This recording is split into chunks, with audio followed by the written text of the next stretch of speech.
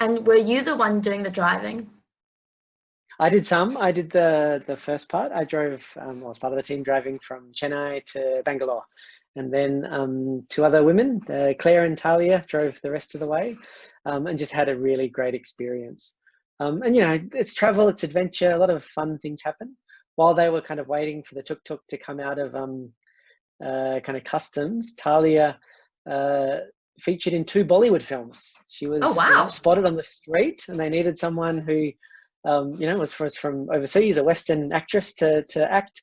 So she kind of got plucked in and ended up being in a couple of movies.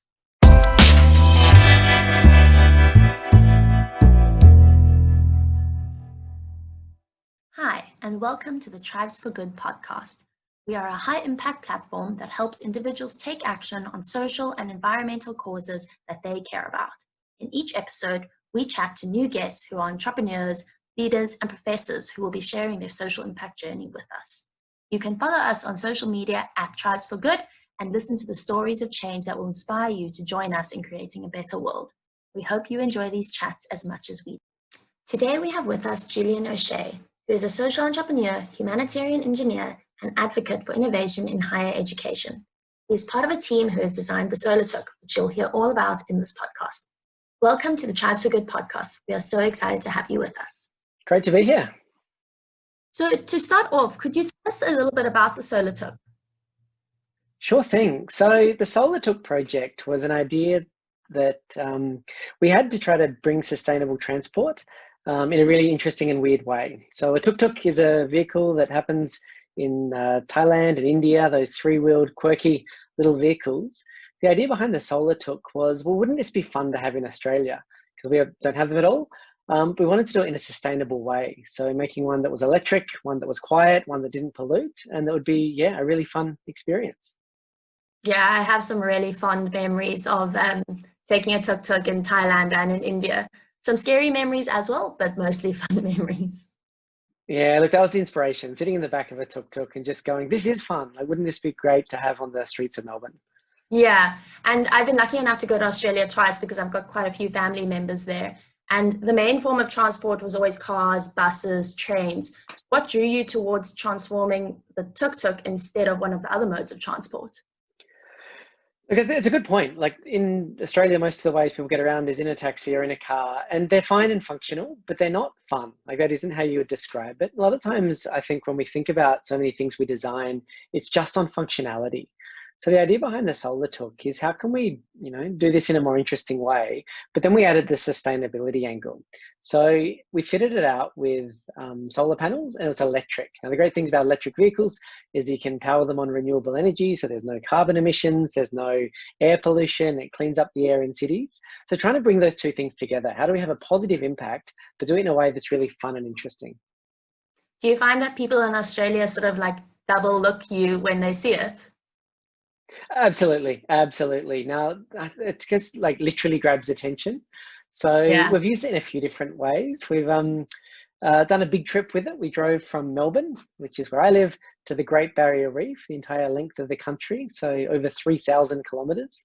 And yeah, one of the features just from the day we left, the day we got into Queensland, was that people would stop and get attention.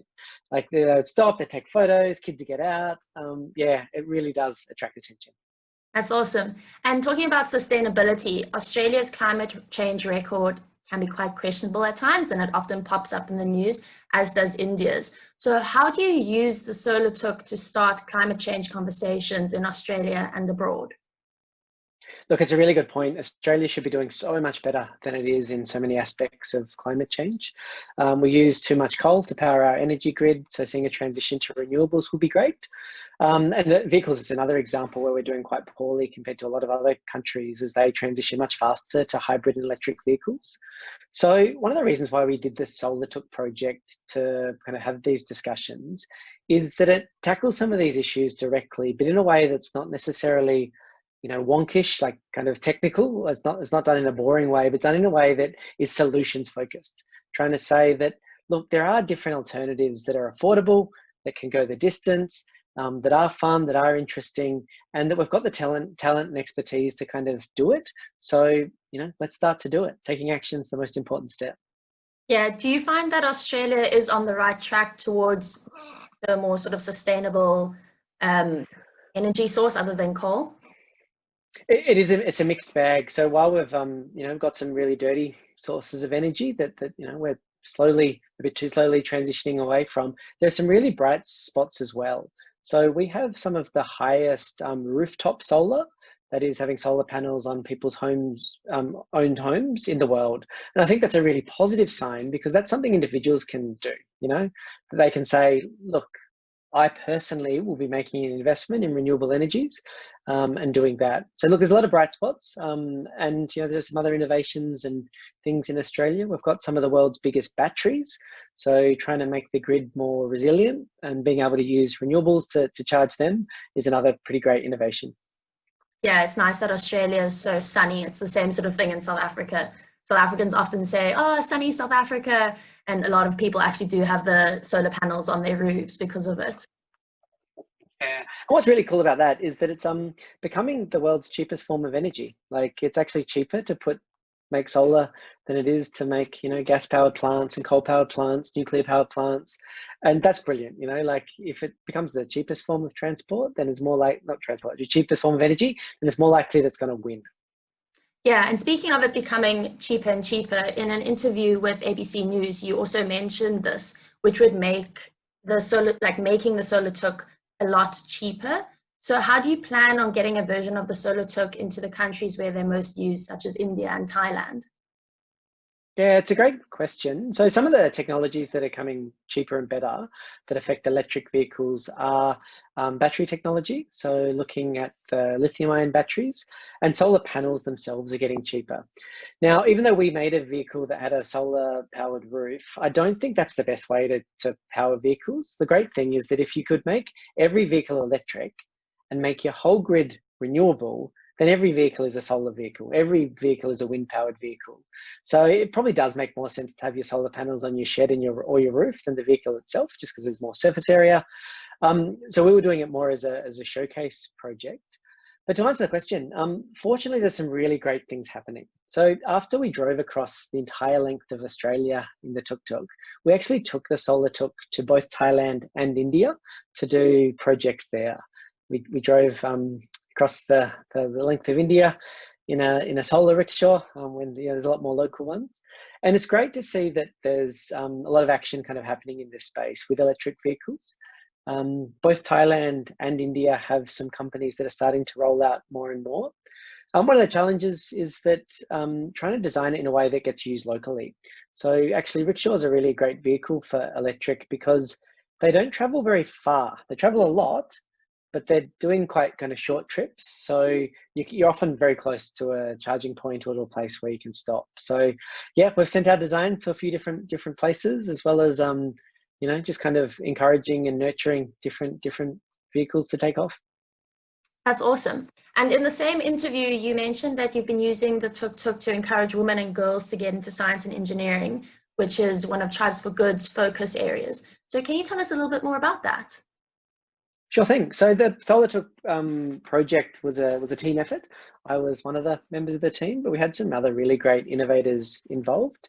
So when we drove across Australia, some of the people in the trip, Becky and Hannah and Talia, were all women kind of leaders in engineering and design and sustainability, and they both informed our project and had their own successful careers in their own right. And that was really neat, to showcase these remarkable innovators and some of the work that they've done, because in Australia, there's a real gap. At the moment, our engineering sector is still very much predominantly men, at around kind of 80%, depending on the specific discipline. And it's something that we'd love to see change. More diversity and just more bright people trying to solve important problems. Yeah, I definitely think it's a global issue that there aren't enough women in science and engineering. It's the exact same in South Africa, unfortunately. Yeah. And you mentioned earlier that you traveled across India in your Solar Tuk. So can you tell us a little bit more about your experience? And did you feel that the local Tuk Tuk drivers were open to learning about it? Yeah, absolutely. Now, look, there's a lot of logistics involved in a trip like this. So the first hurdle was navigating, importing this vehicle on a into the country. But once we did that, it was just a really great experience. As I said, it does attract attention, and kind of caught it in, I think, the really most positive way. So we'd be driving along the highway, for example, and the traffic police would stop us and pull us over. I'm like, oh no, what have we done? And it was just so they could get selfies with the vehicle. Like, it was kind of that level of just genuine interest. Absolutely, the rickshaw drivers were really interested in the technology and how it worked, about the range and the price and those types of things.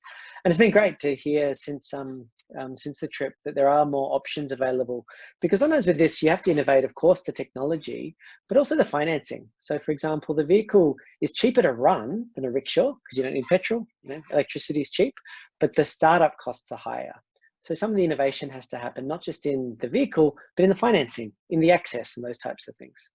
If you have a burning desire to make a difference but aren't sure how, join our Young Changemakers program. This part-time virtual program introduces participants to the basics of running a social enterprise, sustainability, social impact, and innovation through group discussions, expert-led workshops, and learn by doing modules. Join us in solving real issues and creating a better world. And were you the one doing the driving? I did some. I did the first part. I drove, I was part of the team driving from Chennai to Bangalore. And then two other women, Claire and Talia, drove the rest of the way, and just had a really great experience. And, it's travel, it's adventure, a lot of fun things happen. While they were kind of waiting for the Tuk Tuk to come out of kind of customs, Talia featured in 2 Bollywood films. She was spotted on the street, and they needed someone who, was from overseas, a Western actress to act. So she kind of got plucked in and ended up being in a couple of movies. That's amazing. What was it like actually driving through the cities? Because my memory of being in a rickshaw in Mumbai or in Delhi was quite intense. So I can imagine, as someone who has not grown up driving in that sort of atmosphere, it must be quite scary. Utter chaos. It was an absolute disaster. They say that if you can survive driving in Chennai traffic, you can drive anywhere. And I wouldn't even say I could survive Chennai traffic. The Solar Tuk's much bigger than the other rickshaws. It's kind of the limo edition and can fit a bunch of people in the back.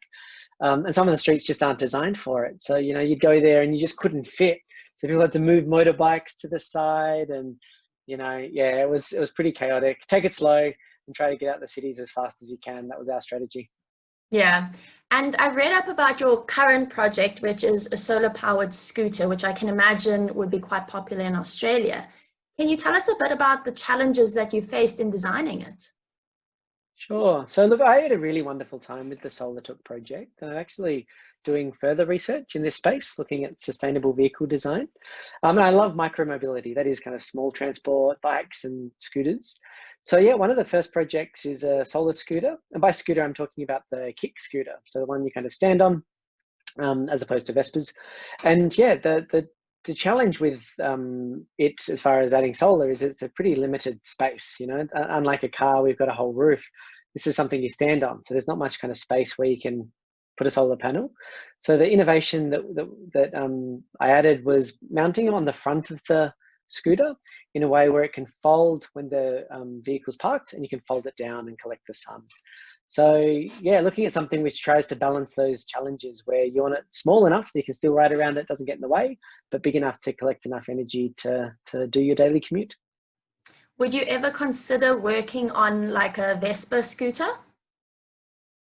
I would, and I'd love to see more cool things happen in the making them electric.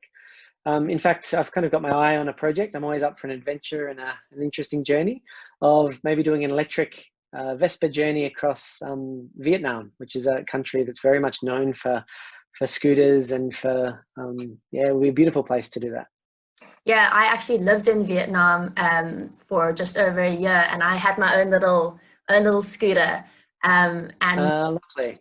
Yeah, it was an amazing experience. I absolutely loved it, but the pollution was really bad. And I lived near a lake. It was the biggest lake in Hanoi. And some days you just couldn't even see the other side of the lake because it was so polluted. And a few of my friends had electric scooters. And I always considered getting one, but then I decided to come back to South Africa. But I think that would be amazing in Vietnam. Yeah, absolutely. Now, because that's the point, that of course there's the emissions side of vehicles, and that's one of the great things about electric. But you're right, like the air pollution, yeah. In a place like Vietnam, there's so many scooters, so many scooters. I do know Hoan Kim Lake well. I've spent a lot of time in Hanoi. Yeah, it's a beautiful, beautiful city. It would be even better, I think, if it was a bit quieter and Yes. a bit cleaner. Yeah. Yeah, definitely. And the last question I have is, do you have any advice for young people wanting to start a career in humanitarian engineering or climate change? Yeah, absolutely. So, look, I really back the young people that are launching their careers at the moment. There's a lot of people that I think really are driven by this. And I love that this is even a question. I reckon 20, 30, 50 years ago, that wouldn't have been the question of the day. It would have been, how do I get a good job with a good salary and a good title? Whereas I love now that people are interested in having real impact. So, look, my background's engineering, and I've made a way to make that impactful for people on the planet. And you can do that. And I think what's really great now is that people can be leaders now rather than do it in their career. People can take action now rather than do it when they're retiring and giving back. So I guess my advice would be, find out what piece of the puzzle really interests you. So for me, as I've kind of made clear, I really like transport. I really love sustainability. I really like design. But for people that are forging their own path, maybe it's around music or art, or maybe it's around the law, maybe it's around entrepreneurship. So find the piece that really excites you and just start to take action. The way that you do a big thing is by working it up, by starting by doing a small thing. So that'd be my advice. Find your happy place and take the first step. Brilliant. Thank you so much. And thank you for joining us. And we wish you all the best for the future. Real pleasure. Thanks for having me. Thanks for listening to the Tribes for Good podcast. If you have any questions, feel free to reach out to us on social media or through our website, www.tribesforgood.com.